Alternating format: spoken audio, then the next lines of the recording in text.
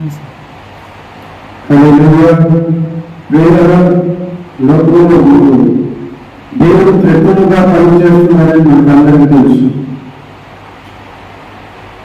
పరమాత్మ, జీవాత్మ, మనుష్య ఆత్మ.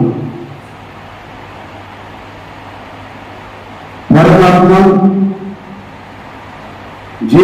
జీవాత్మ ఉండగా నడువు జీవాత్మయము అని ఉంటుంది. అదేవిధంగా మనిషి ఆత్మ అంటే దేవుడు మన హృదయంలో పెట్టిన ఆత్మ, యెహోవా ఆత్మ దీపము అని ఉంటుంది. ప్రియులారా, దయచేసి గమనించండి, ఆత్మలు 3 ఆత్మలుగా ఉంది. పరమాత్మ, జీవాత్మ, మనుష్యాత్మ. ఈ 3 ఆత్మలు ఈ దేవుని ఆత్మతో మనుష్య ఆత్మను జతపరచాలని దేవుడు ఆశపడుతున్నాడు. పరలోకమున్న నా తండ్రి అయిన దేవుడు, పరిశుద్ధాత్మ దేవుడు ఇలాగ ఒక్కటి కావాలని దేవుడు ఆశపడుతున్నాడు.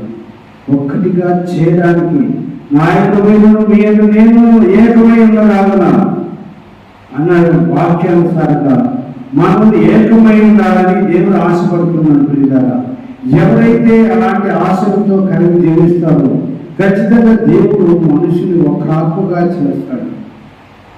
క్రీస్తులో నాకు మీరు మీ నేను ఏకమైన రీతిగా అన్నట్టుగా మనకి దేవుడు ఐక్యపరుస్తాడు, ఏకత్వంలోనే ఉంచుతాడు. ప్రియులారా, అప్పుడు మనల్ని స్థిరముగాను దేవుడు మనల్ని చేస్తాడు. ఏకమైన ఆత్మ కలిగిన వాడుగా చేస్తాడు.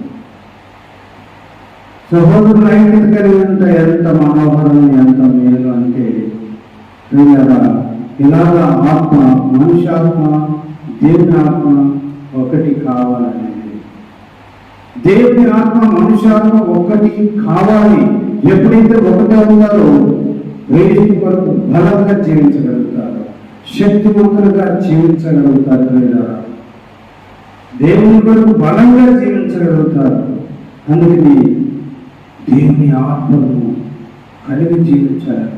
పరిశుద్ధాత్మ అభిషేకం పొందుకొని జీవించాలి.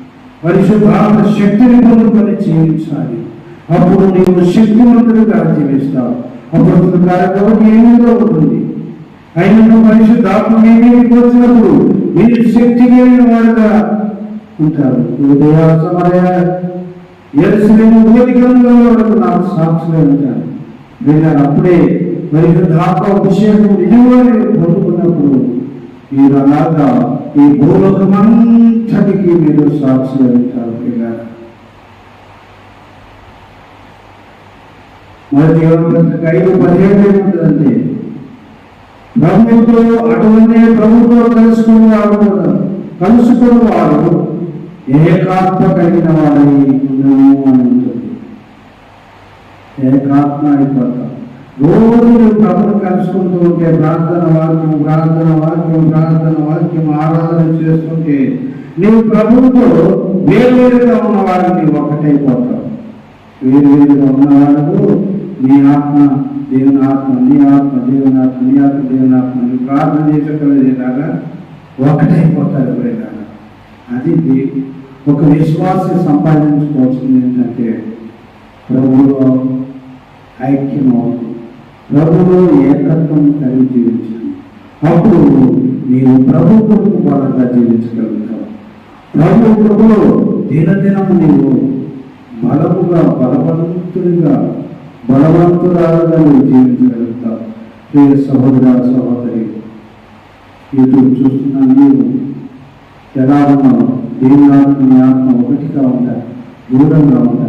ఒకసారి పరిశీలించుకో. దేవుని ఆత్మతో నువ్వు ఏకత్వం కలిగి ఉండాలి. నీకు ప్రతిరోజు మానగా ప్రభువును కలుసుకోవాలి. ప్రభువును కలుసుకున్న వాడు ఏకాత్మ కలిగిన వాడు అవుతాడండి. రోజు ప్రభువును కలుసుకున్న వాడు ఏకాత్మ అయిపోతాడు, ప్రభువులో ఐక్యమైపోతాడు. ప్రభువులో ఐక్యమైపోతాడు.